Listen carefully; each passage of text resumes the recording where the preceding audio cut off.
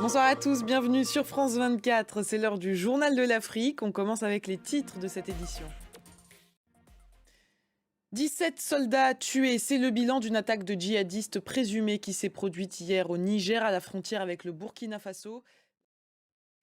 Plus que 10 jours avant l'élection présidentielle au Gabon, et ce ne sera pas le seul scrutin le 26 août, puisque seront organisées également les législatives et les municipales. Pour la présidentielle, 19 candidats sont en lice. Parmi eux, Ali Bongo Ondimba, qui brigue un troisième mandat, alors que son état de santé fait beaucoup parler. Regardez ce reportage de nos correspondants à Libreville, Ismaël Obiangzé, Joël Tatou, Marcel Amoko et André Yakana. Retour au calme en banlieue de Tripoli, en Libye, alors que lundi et mardi, de violents affrontements ont opposé deux milices. Le Soudan est lui aussi miné par des combats depuis maintenant 4 mois. De nombreux Soudanais ont dû fuir le pays. Parmi eux, des étudiants. Certains ont été accueillis par le Rwanda, qui leur a créé une promotion en médecine dans la plus grande université de Kigali. Le pays veut se présenter comme une nation refuge crédible. Regardez ce reportage réalisé par notre correspondant au Rwanda, Clément Diroma.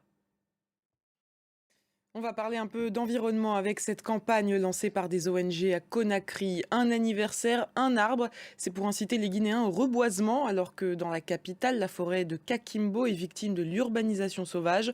Autrefois, elle s'étendait sur une superficie de 115 hectares. Il n'en reste plus que 14 aujourd'hui.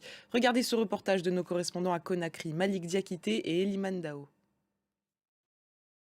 Le surf, un sport de plus en plus populaire au Ghana. Ce pays est doté d'un long littoral et de vagues de classe mondiale. Mais malgré l'essor de cette activité, peu de femmes la pratiquent. Et c'est ce que veut changer un groupe de passionnés de surf dans la petite ville de pêcheurs de Boussoua, dans l'ouest du pays. Notre correspondant au Ghana, Justice Baidou, est allé à leur rencontre. Regardez. Peut-on être sourd et savoir danser en rythme? Oui, vous rétorqueront les membres d'une troupe de danseurs à Ibadan au Nigeria. Tous sont sourds et passionnés par leur activité. Le récit de Laurent Bersécher.